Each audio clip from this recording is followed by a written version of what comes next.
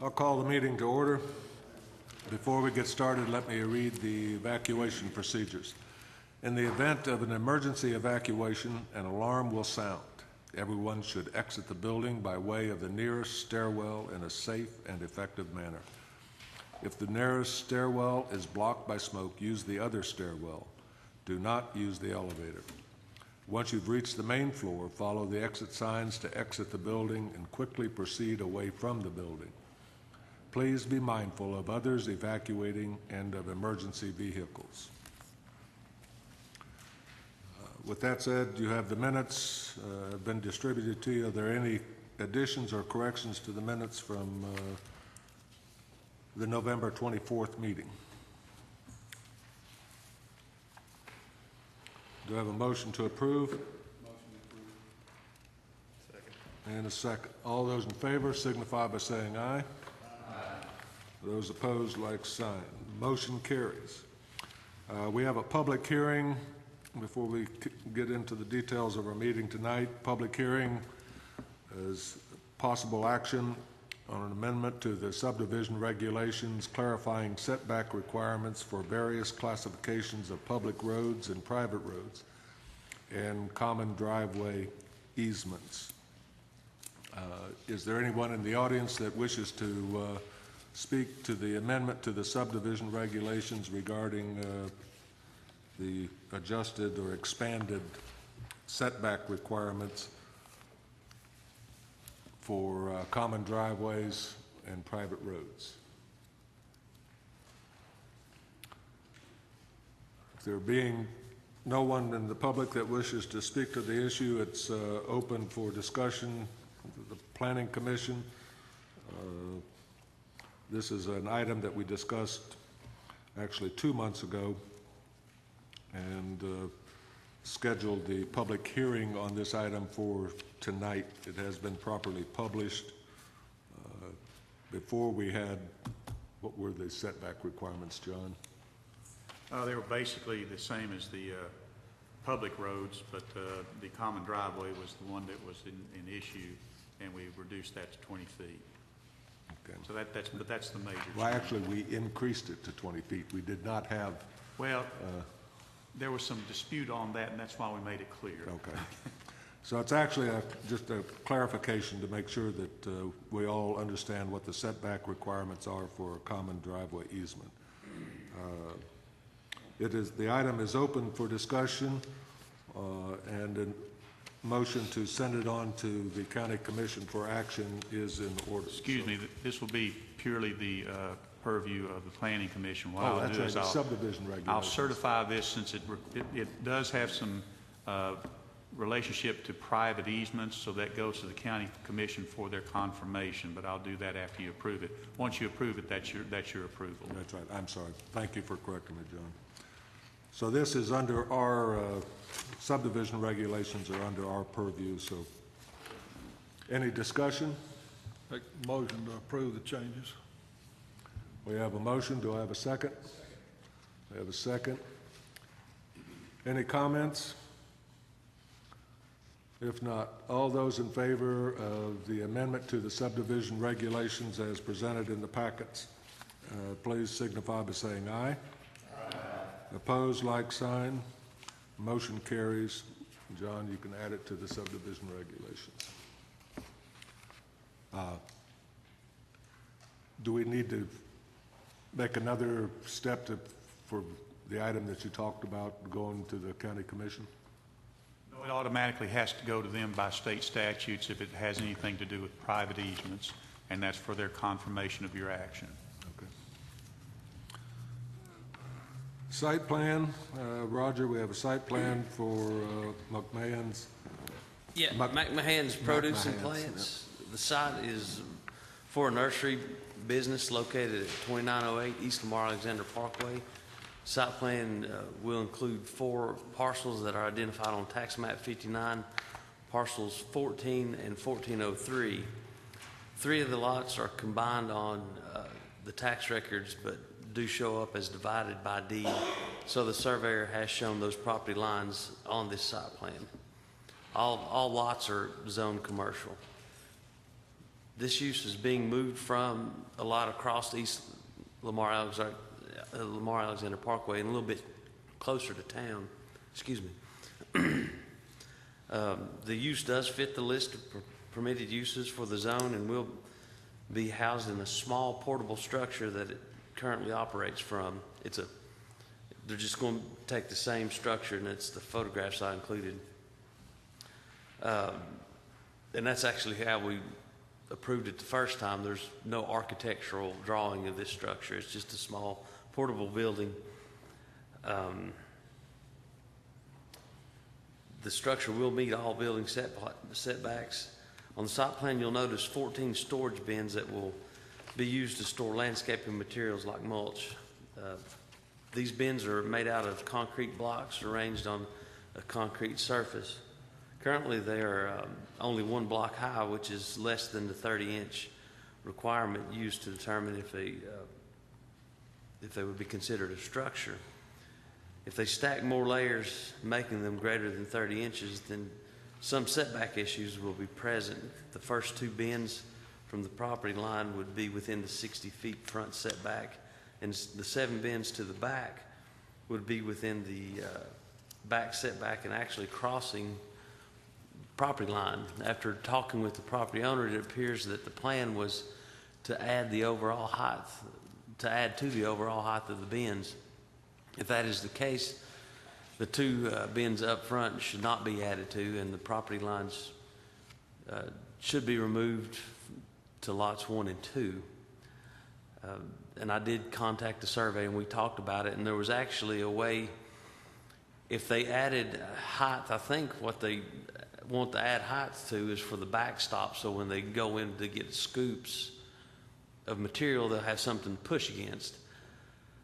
So they could add to those back 7 bins and still meet that 10-foot setback. They just couldn't bring the blocks all the way to the front of the bins. And I think that's what I talked with the surveyor, and I think that's what they're probably planning to do. The other structures on the property are located on the very back and are actually exempt from site plan requirement, but they added them to the site plan. There's 6 greenhouses which would meet the definition of agricultural found in Section 13 of our zoning regulations. And Sections 2.1 exempts any such structures from the zoning regulations, but they will have their greenhouses where they'll grow their plants as well. This item is open for discussion. Roger, are they only going to add the second tier on the back of the 7, or are they going to do to all of them? Well, they could go up on the front, the ones closest to Lamar Alexander Parkway. As long as they don't go up on the first 2, they'll be okay. So the first 2 could stay if they haven't got a second backstop? Correct. Okay. And then the ones to the back that actually go across the property line, as long as they come 10 feet off that property line, from that 10-foot setback, they could start up from that point and be within our regulations. If they just put backstops, are they going to have to adjust the line for lots 1 and 2? No. If they meet that 10-foot setback from that lot line that's there, then they won't have to adjust it. But now, if they want to go 3 high for the complete bin on all of those bins, they'll have to adjust that lot line. Okay. Which I'm not sure if that's what they're planning on doing. Well, if we approve this, then we would put the proviso in that they can only do what you've just said. Correct. Yeah, for those bins at the back, they just have to meet that 10-foot setback, and we measured out, it would still give them plenty of backstop on all those bins. Okay, thank you. Any other questions or comments, discussion?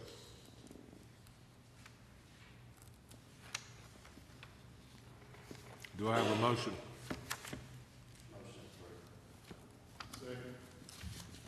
And a second? All those in favor signify by saying aye.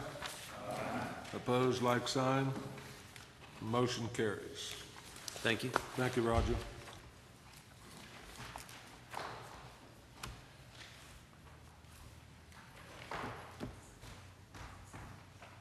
There are no site or major subdivisions or minor subdivisions, so John, you are on your long-range planning. First item is discussion of the first draft of new commercial zone for two-lane arterial roads and related matters. The related matters come from the last meeting where a representative of someone who was wanting to put another store on a collector status road came forward and asked that you consider expanding your discussion and regulations to include collector status roads. You have a letter from that person stating that they wish to withdraw it at this time and will contact us again at a future date if they wish to pursue that. So we're back now to the rural arterial commercial 2 zone. This was before you the last time.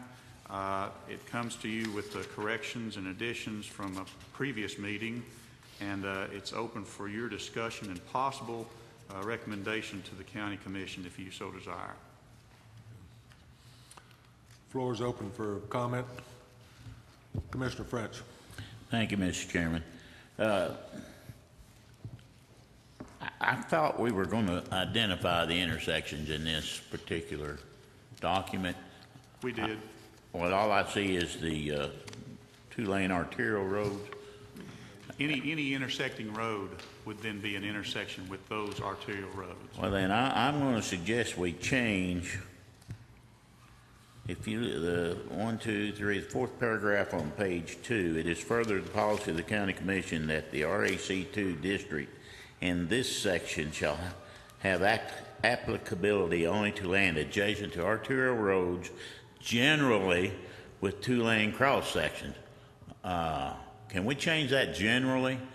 The reason I put generally in because there might be situations where there might have been a turn lane put in, which would mean it's more than just 2-lane section, but it's generally 2-lane.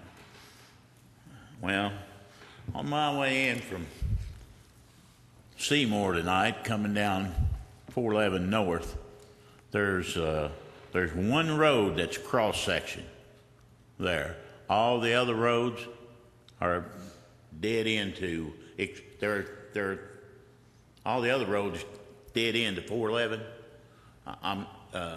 You're talking about a T intersection. A T intersection is what I'm talking about, and that's except for the ones that are already there. You know, you've got some commercial development at Temple Road. You've got some at a little at Wildwood.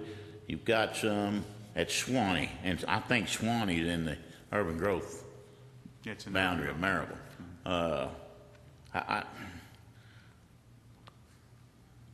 And you've got some at Dock Norton. I forgot about the greenhouses there. But other than that, the rest of them, there's no commercial activity at these intersections. And I'm talking about the cross intersections.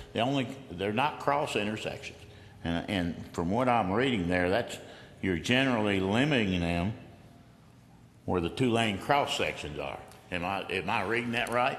No, the cross section is if you cut the road across it, like there's an 18-foot wide road and you cut across it. It's not an intersection. Excuse me. It's a cross section, not a cross intersection. Okay. Well then. Not to interrupt, is it fair to say it's the road plan map? Tom, turn your... Yeah. The road plan map, I think, probably clarifies what he's speaking of. Is that right, John? No, I think there's a misunderstanding of what cross-section means. Okay. A cross-section does not mean an intersection. It means if you were to take a saw and cut across the road in any place along it, that's the cross-section of that road, which is 2 lanes.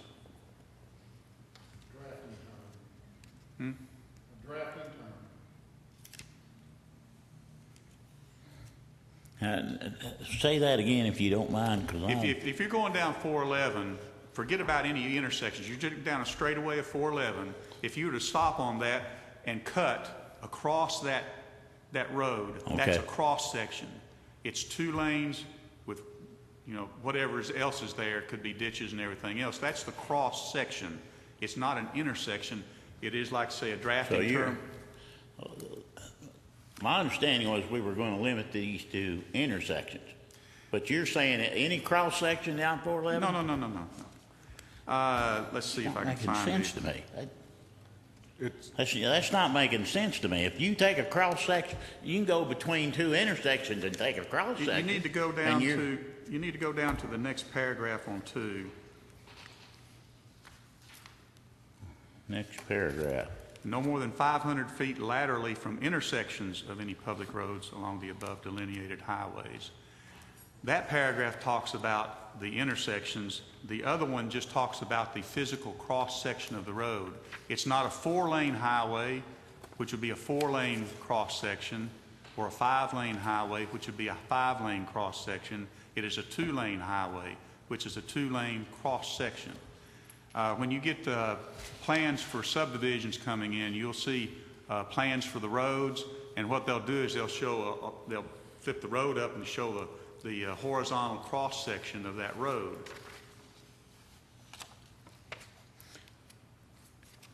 Okay. I guess my question is, we'll have the final say-so when they come in with a plat line if we... Well, the county commission will Right, for but we'll, the rezoning. upon our recommendation, yeah. Yeah. Okay. And that next paragraph down is the one that limits it to to intersections. You're getting me Okay. confused now. All right. To intersections of any road. Thank you, sir. any other comments? Questions?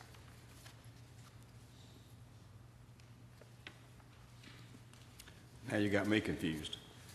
I know what a cross-section is. Okay, but now you got me confused.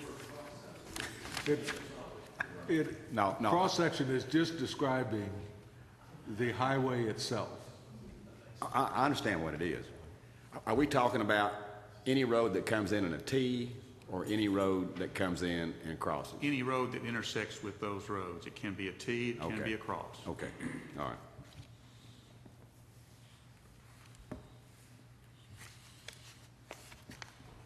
Commissioner French? Raises another question. Any road that Yes, intersects? yes, again.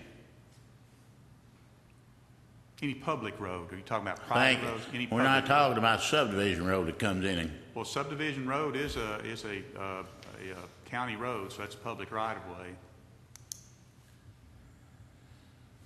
That road normally there wouldn't be any space for commercial in front of that subdivision. I That understand, land would but, be used up in I residential. understand that, but any road means that it could be. And I passed a couple of gravel roads on the way over here. Any road that intersects, Let me see how it's written unless they here. may be, unless they're driveways. John, would subdivision? It says 500 feet laterally from intersections of any public road. So if it's a Okay. gravel road, it's not a public road. Commissioner Allen, did you? I was just going to say that subdivision regulations would prevent that from happening anyways if it was part of the subdivision, correct? No. In fact, you can bring in what's called a planned unit development under zoning and subdivision regulations and put a new road in and have some commercial involved in that. So, it's not something that's actually out of the realm of possibility on any new road that goes in.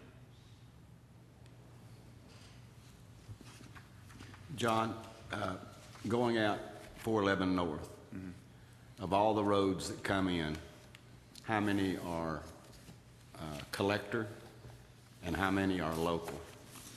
I was thinking somebody's going to ask that, so I've hurriedly got that information. Thank you. Here's the collector status roads. These are the major collectors that come into 411. Burnett Station, Hinkle, and Wildwood are major collectors. Minor collectors are Prospect and River Ford. So it's very limited as far as collector status roads. What if we allowed only collector road intersections and limited it to that number of intersections? Well, we discussed that, but I didn't get a clear indication from the full planning commission as to which way they wanted to go on that. I think at the time, we weren't sure about the difference of the three types of roads. We Well, are now. Commissioner French, go ahead. I agree partly with you, Jerry, but the only thing that I disagree with is there are some roads there that already have commercial development there, and you would be taking them out of the equation if you just said major and minor collectors.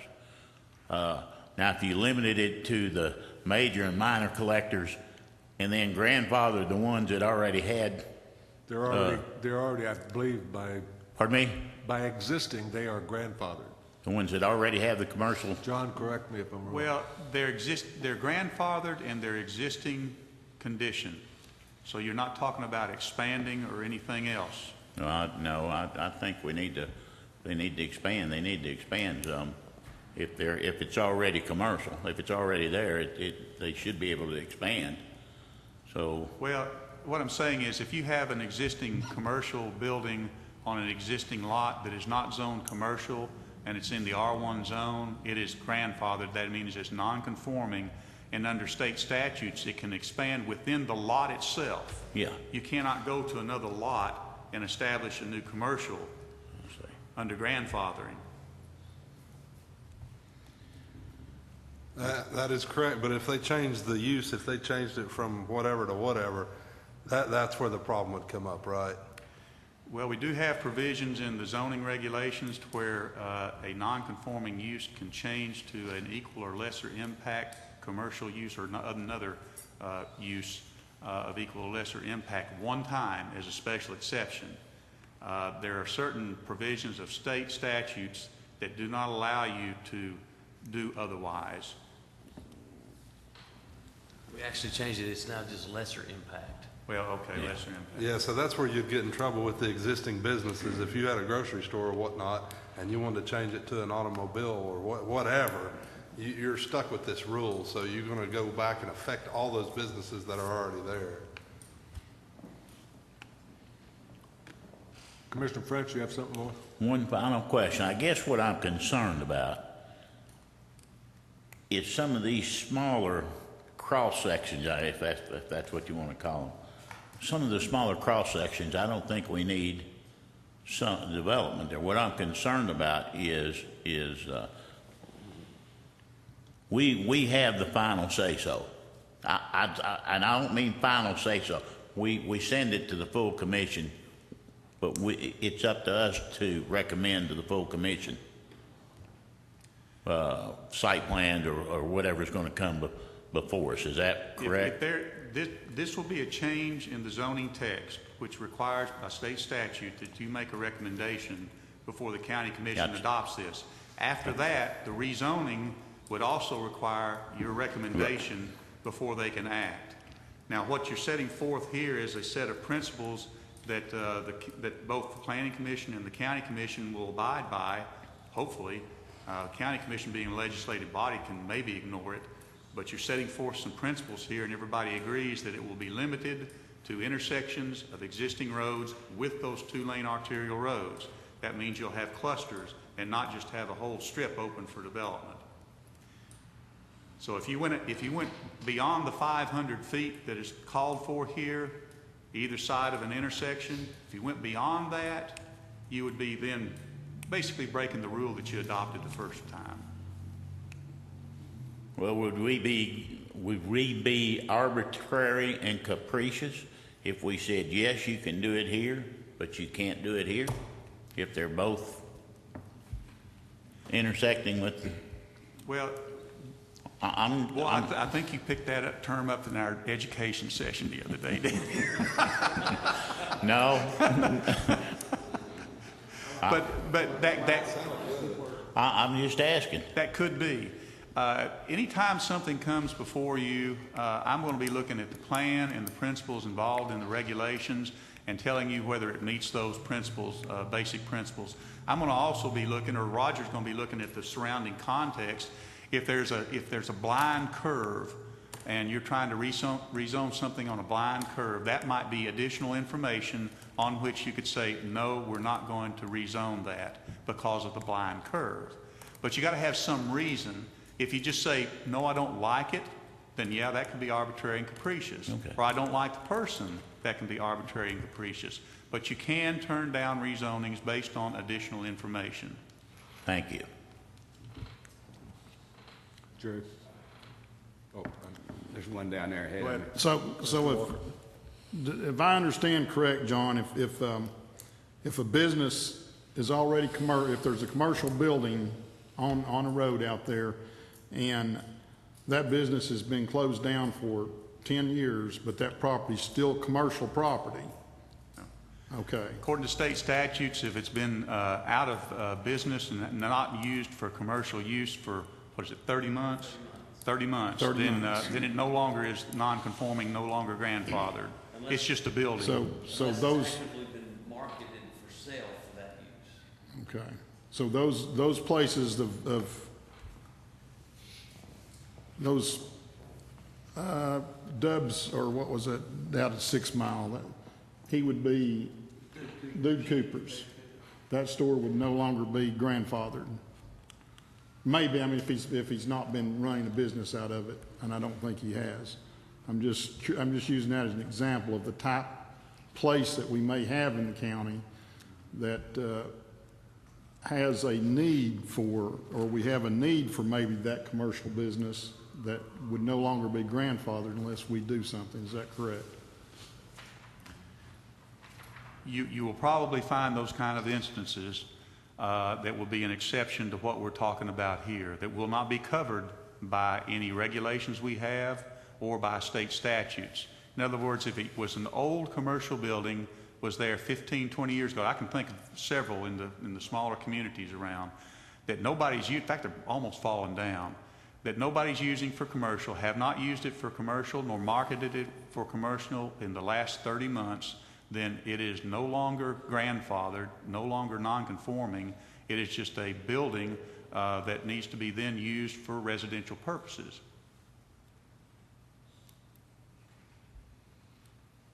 Commissioner Roddy?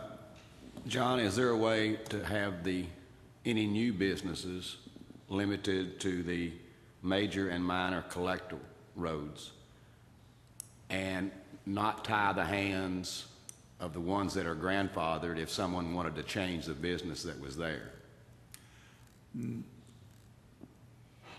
There are provisions in our regulations for a change, but as Mr. Allen used to be on the Board of Zoning Appeals, it has to be of lesser impact, and it's a judgment called by the Board of Zoning Appeals. It's a one-time change, but that's it.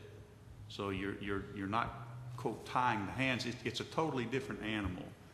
We're talking about actually changing the zoning of pieces of land based on certain criteria. So if you limit it to collector status roads intersecting with two-lane arterials, then you're limiting it to those situations, and rezoning in other situations would not be allowed.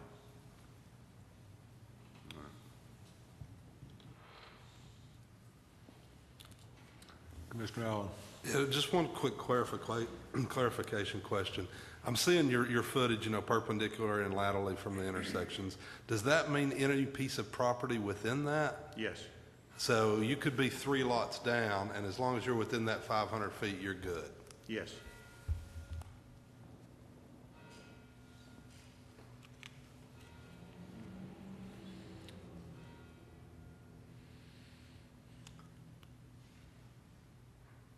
More comments? What is the pleasure of the body?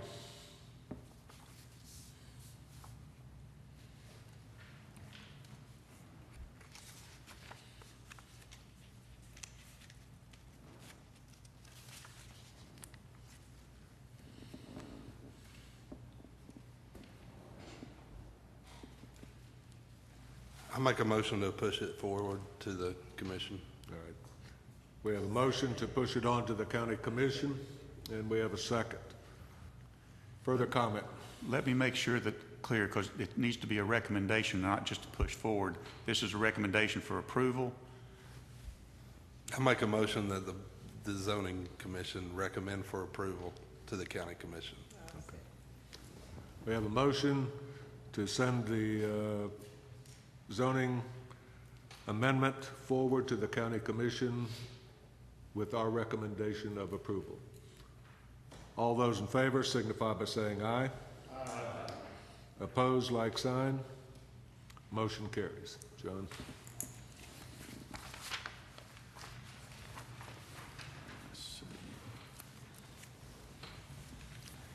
me just go ahead to the second item? Yes. Okay. Second item is discussion on design guidelines for commercial uses. There was some discussion in previous meetings and discussion at the last meeting, but I didn't get a clear indication that there was any closure. I think the only suggestion was from Commissioner Caldwell to make the provisions for breaking of the plane of the surface of the building a little more distinct. I need a little more guidance on how you want to go on this. I think Mr. Stuckey brought it up to begin with, and once I presented it and he saw it, I think his comment was, well, these aren't that bad already. So I'm not sure whether this is a sleeping dog or whether we need to get it to run. Let me give you a little background, and if you want to look at the design requirements, if you'll flip back in your packet to the site plan for McMahon's, within Rogers' write-up, there is the design requirements for commercial and industrial developments is on begins on page 3 and goes page 3, 4, and 4 then begins also the outdoor lighting standards. My concern when I brought this to John a couple months back and was after I had traveled past the Rockford Dollar General, and the first time I drove by there at night, I was aghast because it lights up the night sky, and I'm a dark skies person.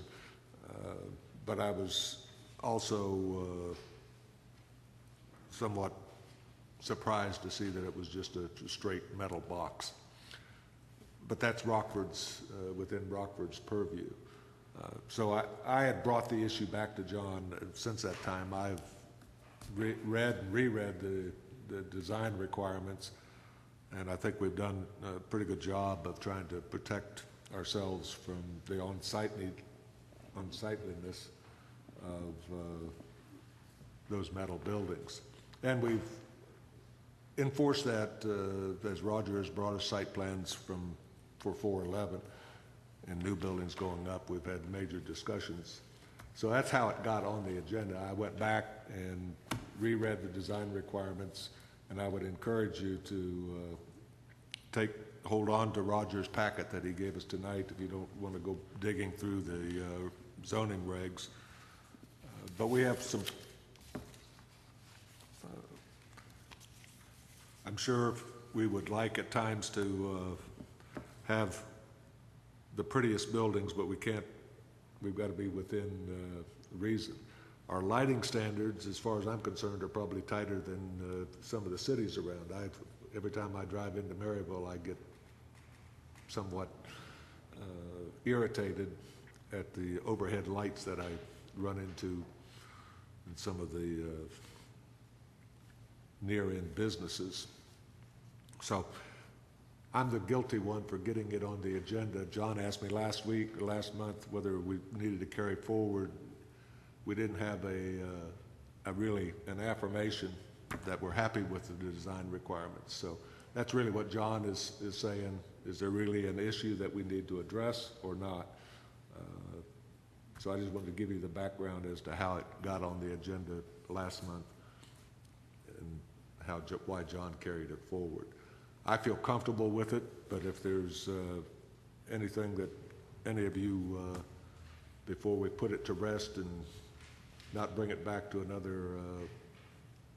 as another agenda item.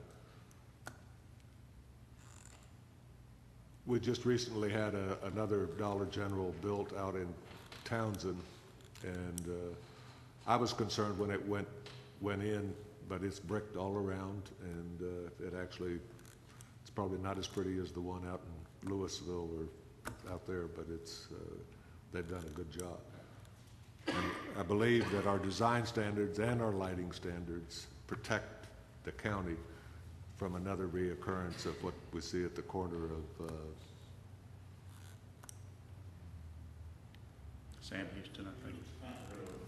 Sam Houston and Sam Houston and Old Knoxville Highway. Old Knox Highway. That is a eyesore. So unless somebody has a reason to carry this forward, we're going to drop this from the agenda going forward. But I would encourage you to read it and be familiar with it, because there are some pretty,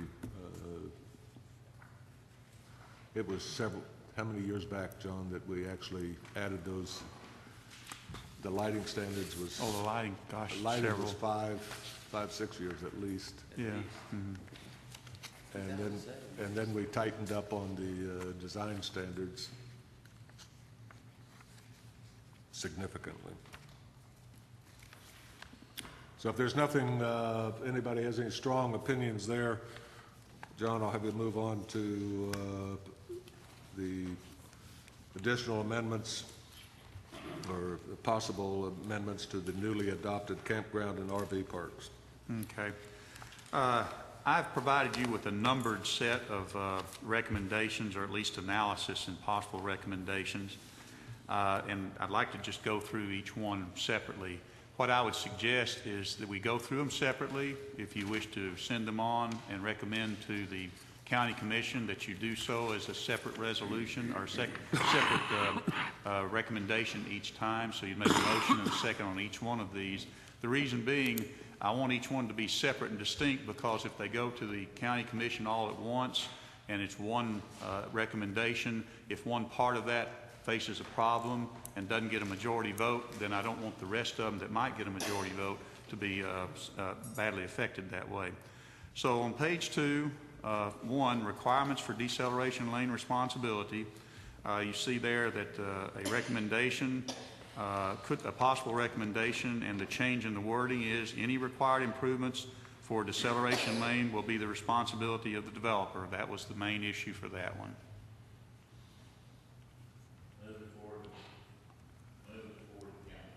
Okay, with recommendation for approval.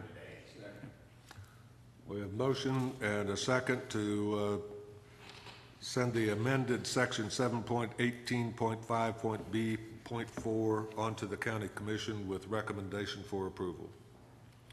Of course, it will have to, in their approval process, will be a public hearing. All those in favor signify by saying aye. John? Okay. Before I forget. Opposed? None. Before I forget, on the recommendation on the rural arterial commercial, I put down section 9XX RAC2. I'm going to have to get with Roger and actually figure out which succession of sections are there. I think it's 19, okay. If it's 19, I'll put down 19. But if you can confirm that with me tomorrow, okay. I just want to make sure everybody understood that that XX is not going to be sent on to the county commission. It's going to be 9.19, okay, or whatever number that's in succession. Number 2 on page 2 for the campgrounds again. There's non-mandatory wording of lighting and noise regulations. The solution to that is to change a word to shall, and that underline is there, so that is the recommendation for amendment.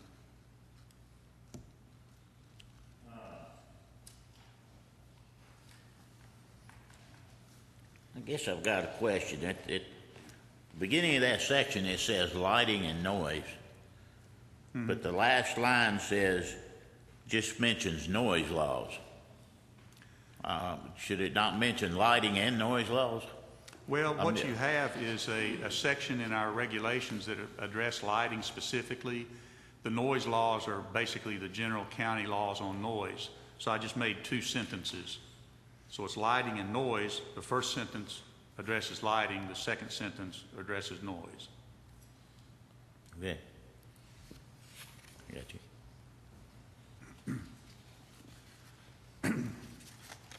Do I have a motion? Motion to send to the commission With recommendation. with recommendation to approve. We have a motion and a second.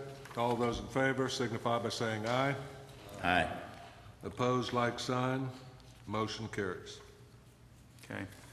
On number 3, we discussed that. It was talking about duration of occupancy, and I will address that again in number 8 for some clarification. But I think the recommendation last time was we went through the process 60 days as opposed to any other days of occupancy, and 60 days seemed to be the number that you wanted to stand on, so there'd be no recommendation for change unless somebody wants to make a recommendation from the floor. Commissioner French? No, I'm sorry. All right, by assent, we will leave it as it stands. Okay. And I'll report that to the county commission. Again, when we get to number 8, I'll show you a little bit different approach on that, but it's going to be the same 60 days. Applicability to existing campgrounds and RV parks. There was some concern that the existing parks would not be grandfathered, so I put in the underlined statement: the provisions of this section do not apply to pre-existing non-conforming campgrounds and recreation vehicle parks under provisions for non-conforming uses in state statutes and under provisions for non-conforming grandfathered uses in other sections of this zoning resolution. And I'm making that an explicit statement. It was going to apply anyway, but that just makes it explicit.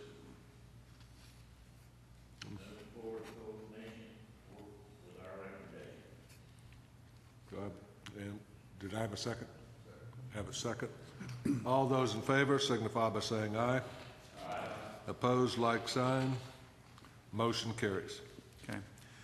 There were some questions, and I had to do a little additional analysis for some of the other provisions, and I'll get down to basically that on a 10-acre site, the way we've got it set up, I estimate that you could allow 186 campsites. That could be RV park sites, tent sites, or cabin sites, or a combination of all three. And that's about 18, almost 19 units per acre. So that was a question that was asked. That's my analysis of it. I made a lot of assumptions on that. If we adopt, or if you recommend some greater setbacks, then it will be a little bit less than that. There's another section down below that's going to address setbacks. So any questions on that analysis? If you change the assumptions, you'll get some different numbers, but that's about as good as I can get. Thank you, John, for going through the math on that. John backed into it by basically backing out all of the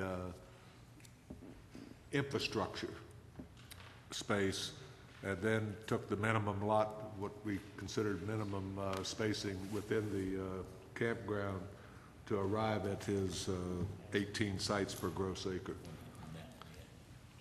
Commissioner Allen? I think I got lost. Are we on 718-2C? Or We're on page 3, bottom of the page, notes and additional analysis. Okay. That's setting the framework for discussions that'll come beyond that. Yeah, that's just background work because there was some concern about there was question as to whether we would limit the sites. Okay. Okay. Continue on, John. What you're saying is 6 acres of the 10 acres will actually be used for campsite. Maximum. Yeah. I mean, it might be, the soils might be poor. You might have to have a bigger septic field.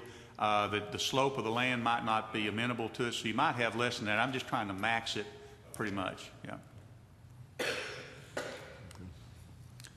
Okay, moving on to number 5 on page 4, provisions for camp workers.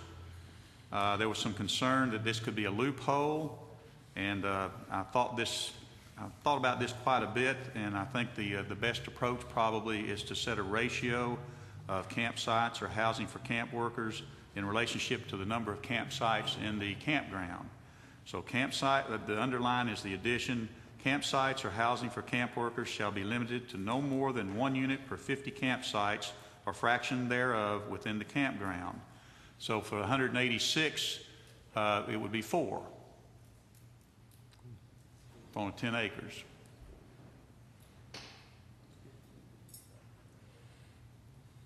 So that's up for your consideration for recommendation. John, I used to camp a lot, and they had camp hosts at the beginning of every loop or the beginning of every section. and it was a lot more hosts than that per person. So I don't know where your 50 came from. Just out Just out of there. That's why I'm saying it's up for consideration. There was no recommendation the last time.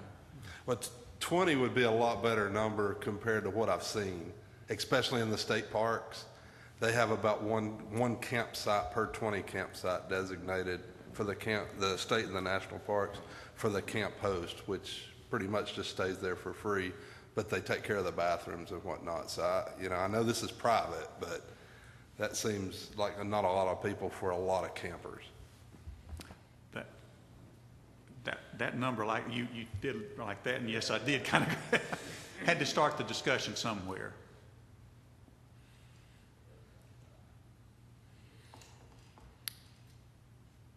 Do we have any other strong feelings or comments as to what that number should be? I'm okay with lowering it down to something smaller than 50 and get more of those in there. I think 25 or 30 would probably be more an appropriate number. I'd be okay with either one of those. We want it 25 or do we want it 30?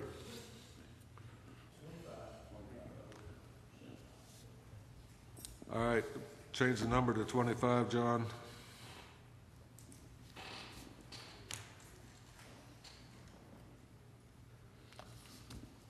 Commissioner Allen, thank you for your input there. All right, do I have a motion?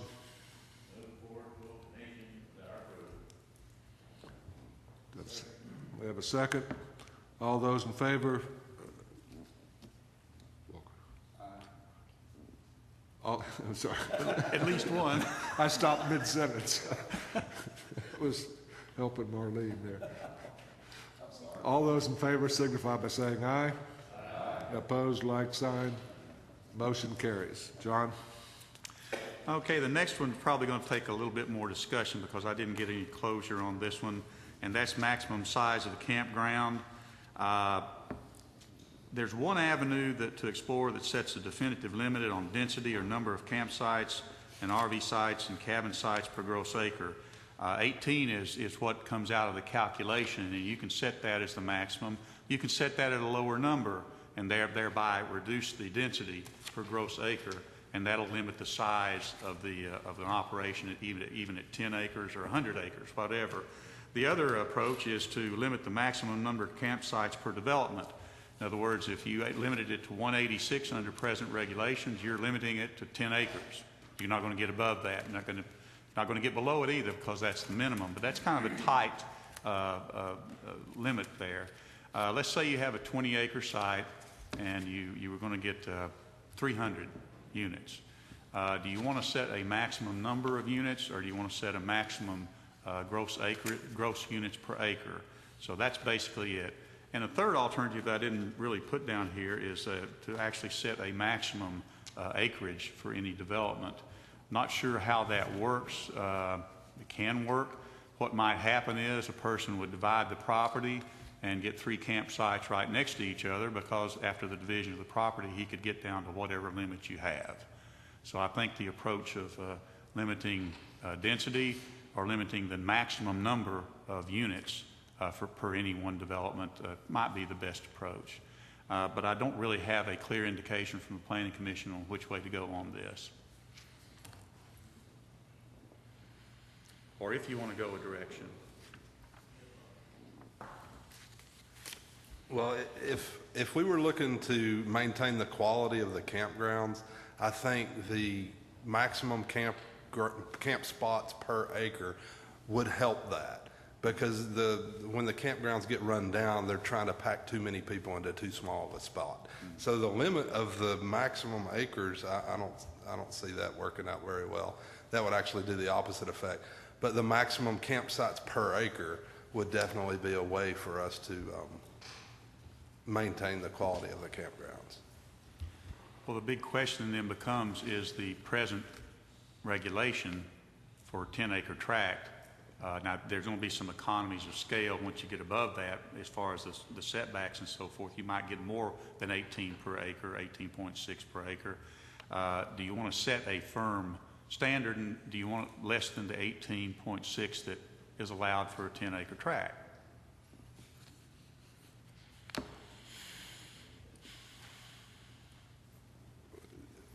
Just straight up my opinion, the 18 per acre sounds pretty good.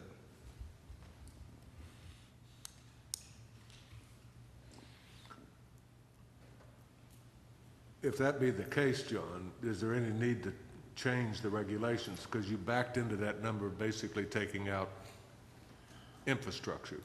Well, I which is- backed into that number, taking a 10-acre tract and considering the perimeter setback, which would limit that. If you go to 20 acres, that becomes less of an issue, and internally you could probably get more units per acre, gross acre over 20 acres than on 10 acres. But by doing that, you're maintaining the quality of the campground by making them have more acres for less units.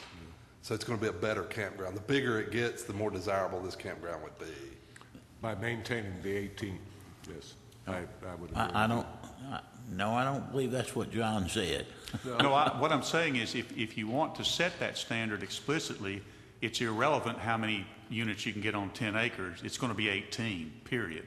Right, yeah, I understand that, but if you move to a 20-acre development, It's still 18. It's still 18. you're still going to limit to 18 per acre. If you make a provision for that, now I'd have to Yeah. come back next month with that wording Yeah. As a proposal, so it wouldn't go forward to the county commission this time, but at least we'd be looking at it. I think that makes sense to me, because as Commissioner Allen was pointed out, as you go to more acres, they're actually going to increase. It will become less dense because you have less impact from the setbacks. So John, why don't you go ahead and bring back to us next month language that would limit the density to the roughly 18 sites per gross acre. Okay. Number 7 is applicability to the suburbanizing zone. There was at least one commissioner that stated that, and he did represent, he did come from a suburbanizing and urban type of situation, was concerned that commercial campgrounds really weren't in character with the suburbanizing zone. There are provisions for commercial campgrounds in the C commercial zone. So there's really no need to have a separate type of zone for that in the urban growth boundary. So I've made a proposal here that the change would be the underlying deletion of commercial campgrounds and recreational vehicle parks. See also section 7.18. Once you delete that from the suburbanizing district, then you do not have that as a special exception situation.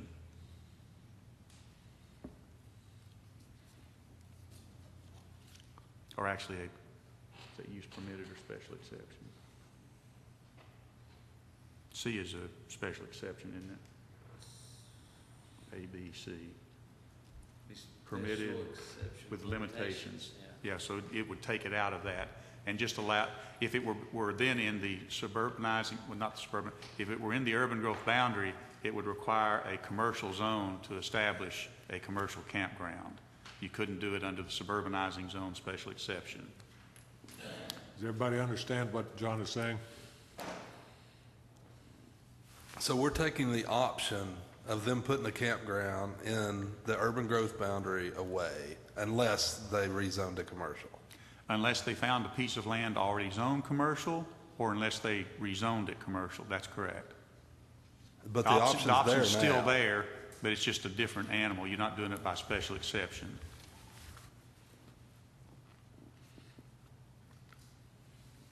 So it would have to go through a commercial zoning, Yes. which puts at least controls on it.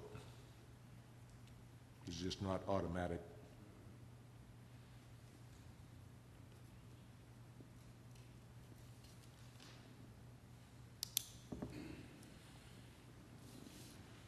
Do I have a motion?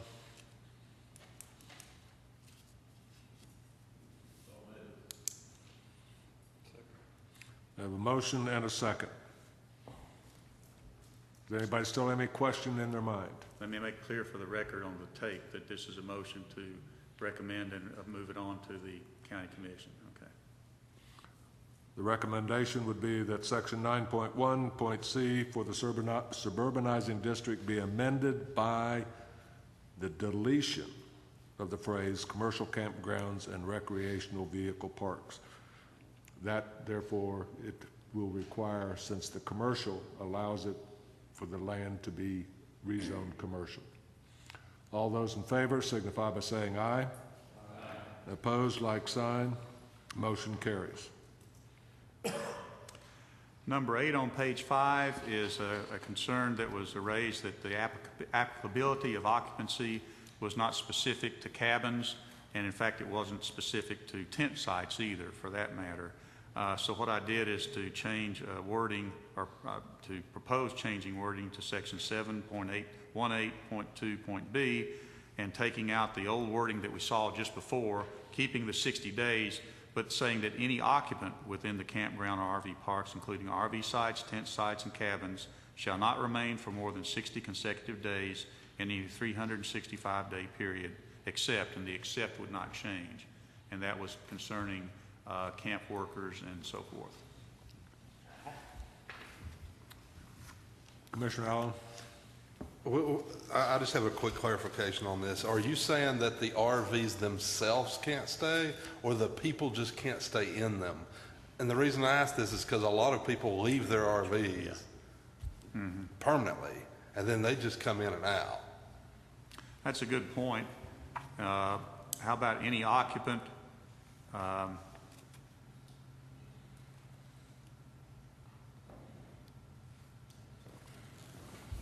Any occupant, RV, or tent. Well, I guess we need to figure out which way we want it to go, because like Brad just said, you know, you get up on the lake and these people got their fifth wheels or campers, and they go up there every weekend, and they got the little porch built, and you know, it would be a big deal for them to pull.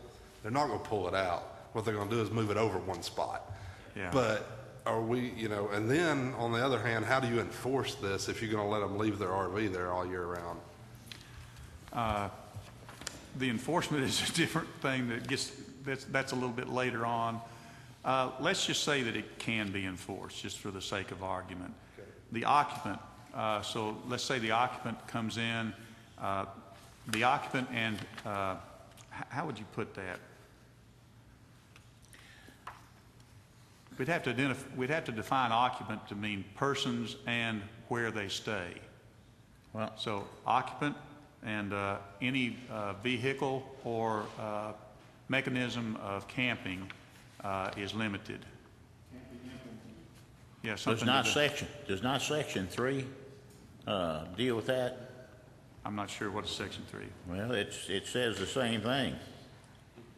A recreational vehicle shall not remain in a recreational vehicle park for more than 60 days. Yes, I'm saying that this is a clarification of that. In other words, we're not just talking about RVs, we're talking about other types of mechanisms of staying. So if you're staying in a cabin or a cabin. No, I realize this, but Andy's question about the vehicle itself is addressed in section 3, is it not? Well, we're striking that and substituting the wording.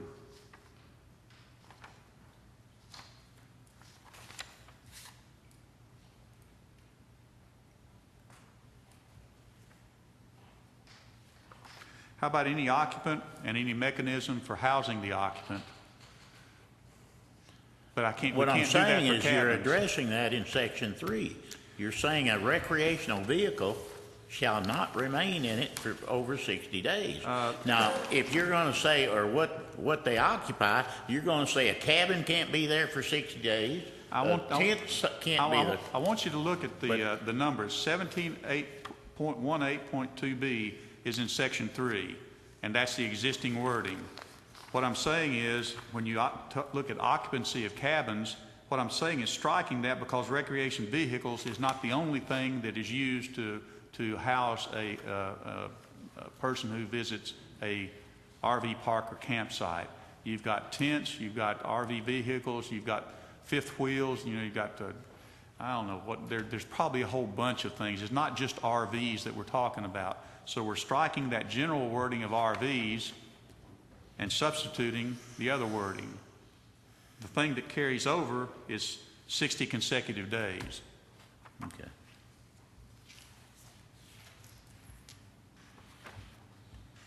The objection was that if you limit it just to RVs, that you were missing cabins, and you're actually missing tents, and you're missing, what do you call those things? You're missing the trailers? Trailers, yeah. Pop-up campers. Yeah. Campers, yeah. I think you need to word it as a camping implement, but somehow or another, you're gonna have to, the cabins are gonna have to be, excluded. That's why I said occupant. Yeah. We just need to be careful here, because a lot of campgrounds, especially in Pigeon Forge, you go up there and you rent it. So them suckers are there all the time. But the occupant's not. The occupant's coming out every weekend. So I guess my question to the commission is, are we concerned about the occupant, or are we concerned about the vehicle? Because what John's going to, you correct me if I'm wrong, you're trying to get the vehicle, the camping apparatus out when you're saying this. Well, I think the occupant is what everybody was focused on. I think there was a fear that you could have a situation where somebody would come in and just stay permanently in a campground. Now, that person is who's staying in a campground. He can live in different mechanisms. He can live in a cabin, or a trailer, or a camper, or an RV, or whatever. It's the occupant that you're worried about, because people were worried about having permanent residencies. So I looked at occupant instead of the vehicle. But if there's concern about vehicles, we can put make clarifications there. Concerned about the vehicle. I think the concern was that the campground could potentially turn into essentially a trailer park. And that we're trying to stop it from becoming a quasi-trailer park and having to provide educational support for children, et cetera. So that is what really led to, and that, in my way of thinking, is really occupants. I tell you, there has been some discussion that leads me to believe that maybe the 60 consecutive days might be just 60 days in any 365-day period instead of consecutive, because people move in and out.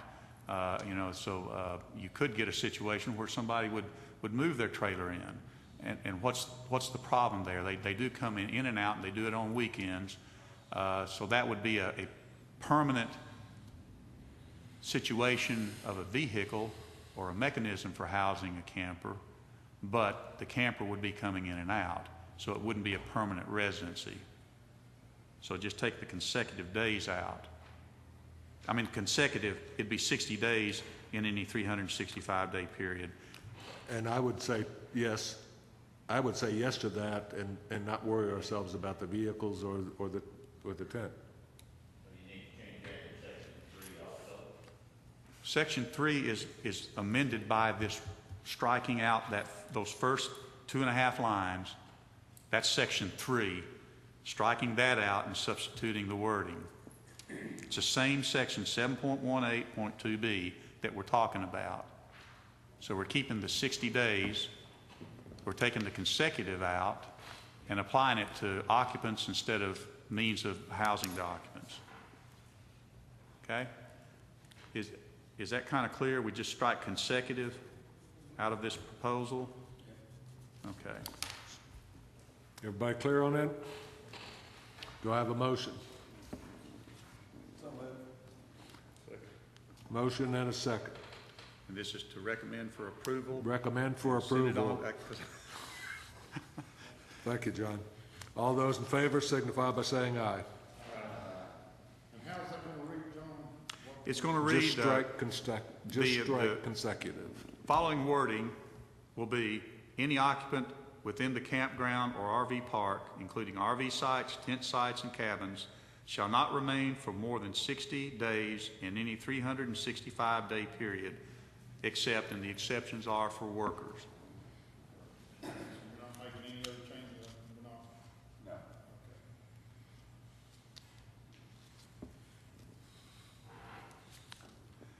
Okay, number John. 9 is 18 feet of pavement criteria too small. We discussed that last time, and my sense from the planning commission is that we went through that discussion when we discussed subdivision regulations. 18 feet is something that we stood on there, which for major developments also. And unless there's proposal from the floor, I think the recommendation last time was for no change. Okay. Okay by assent. Okay.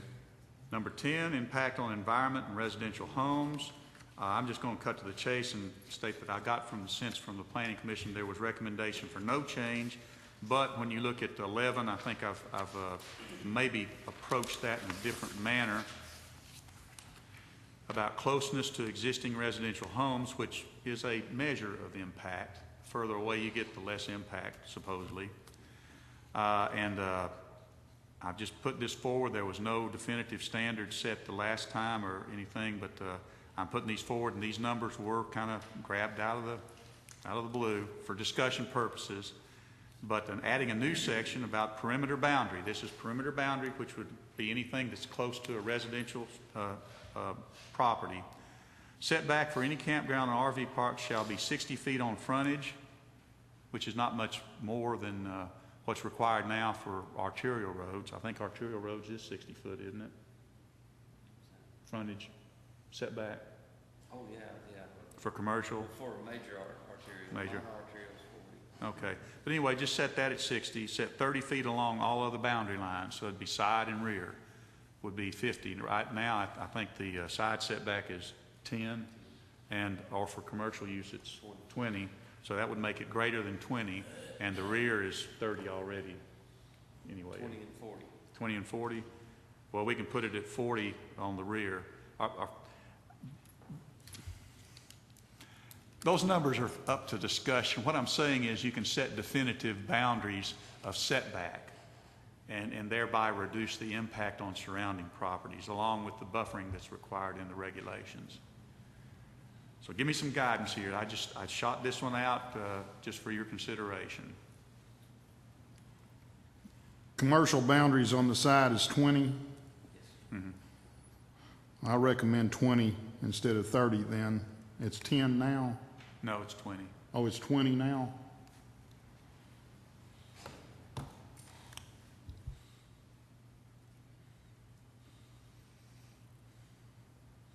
And it's either 20 or 40.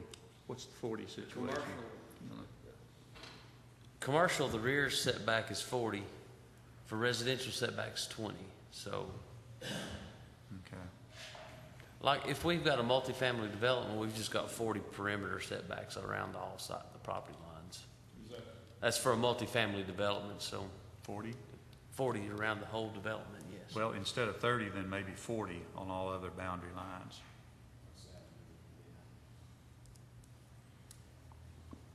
If it I is, get a few nods and I get a, if it's residential.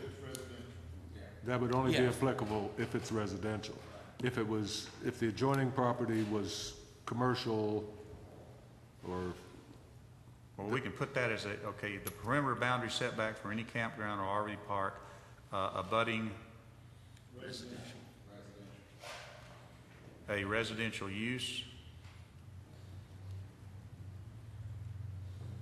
or zone.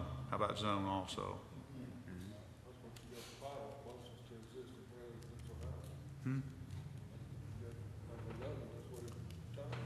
Well, if it's a residentially zoned property, it's subject to building a residential house on it. So if we're talking about existing and potential impacts.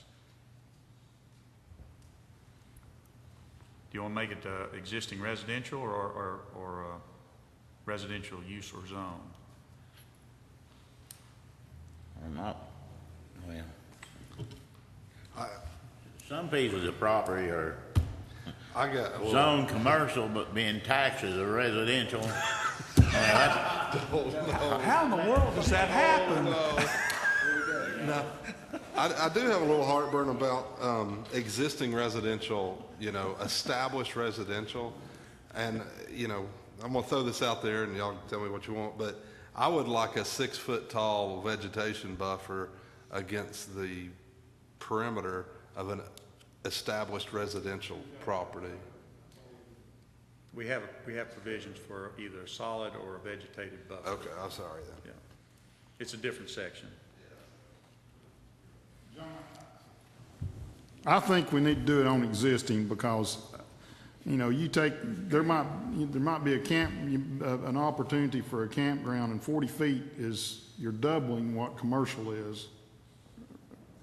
So if it's existing, to protect that existing property, I think 40 feet, but if it's just residential property that adjoins it, I think we need to try to keep it to at least industrial or commercial standards, minimum. So just abutting a residential use.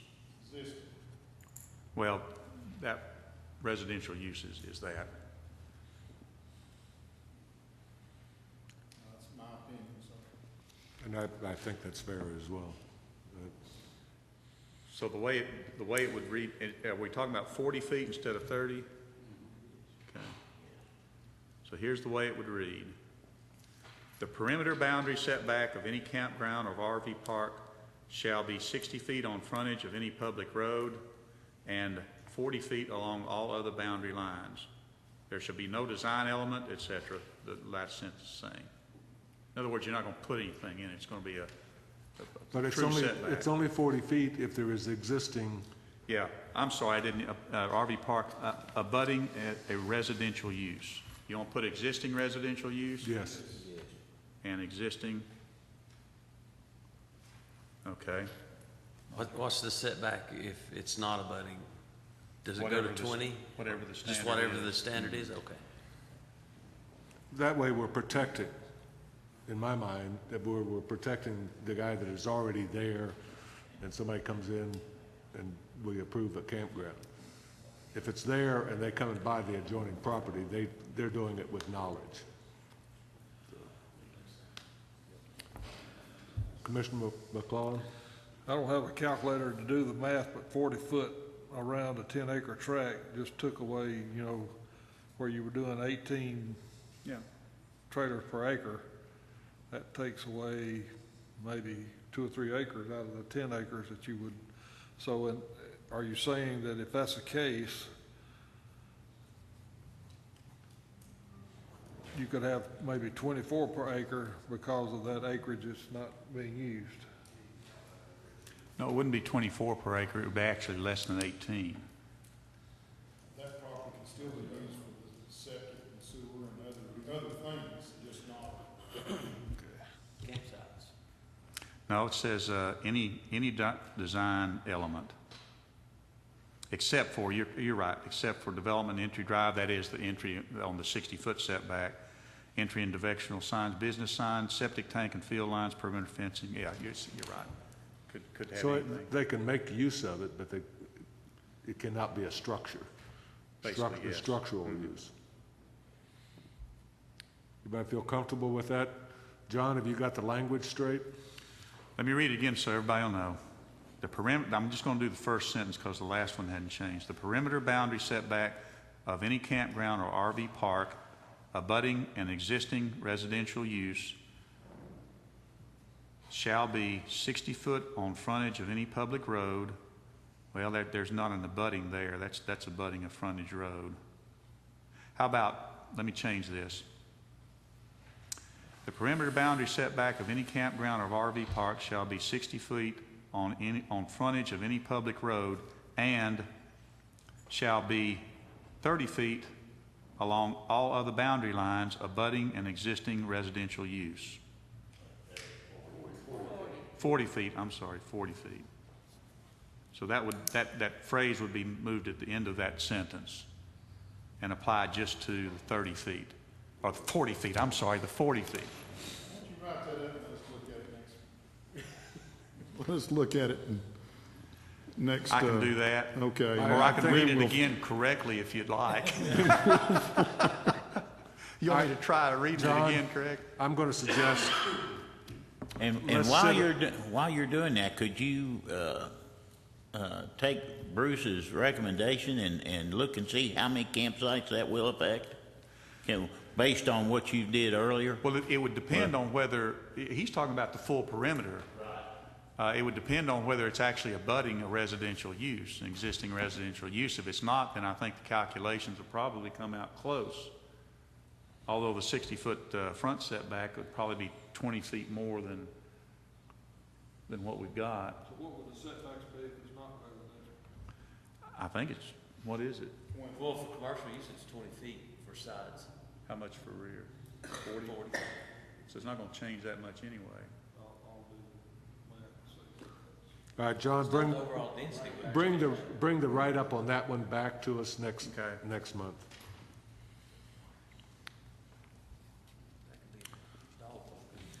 Yeah.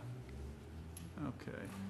The next two are enforcement and legal liability, and I think we had a discussion on that, and that really needs to be referred for legal advice. That's not something that can be answered by the Planning Commission, so that would be carried on as a report of your discussions to the County Commission. All right, let me recap. Going back to the beginning of the document, item number 1, we have approved sending it on to the County Commission with our recommendation for the amendment. Item 2, that's section 7.18.5.j, we are sending on to the County Commission with recommendation for approval. Amendment under item 4, section 7.18, we are sending on to the County Commission with recommendation for approval or adoption. Page 4, item 5, section 7.18.2.c, which amends the number of camp sites allowed for camp workers to 25. We're sending on to the County Commission with a recommendation of approval. Item number 7, section 9.1c, we are deleting the reference to campgrounds for commercial campgrounds there, so it takes a rezoning. The impact being it takes a specific rezoning. Item 8, we've just struck one word and sending on to the County Commission for approval. The 60, instead of 60 consecutive days, just 60 days. Those are the amendments we're sending on. John will bring us corrected language or amendment language for item 7.18.5, dealing with the setbacks next month. Sound clear, John? That's good. Yeah. Okay. Hope to get that on the January agenda. If I can catch Rhonda and make sure she gets it on the agenda. The only last thing I've got is staff reports, and I just want to report to you that everybody has met their education requirements, their training requirements for 2014. The ones who were appointed from the County Commission, the new members that were appointed in September, were not subject to that. Some of you got the hours, and I'll report that, but you weren't subject to the 4 hours, so just because you don't have 4 hours doesn't mean that anything for this year. But next year, everybody who's on the Planning Commission now is subject to the 4 hours, and I'll go over that again in January to make sure everybody understands. Thank you. Commissioner McClellan? That meeting we went to over there at Farragut, that's going to be a requirement every year though, correct? There is a requirement every year for property rights, and I'm developing something. I actually adapted the training that was given in Farragut for 3 of the other members that weren't able to go there, and gave them an hour credit. And from their discussions, there was a lot of discussion at that training. From their discussions, there's a lot of other issues about property rights and relationship to planning and zoning and regulations that can be covered. So I'm going to try to develop that myself.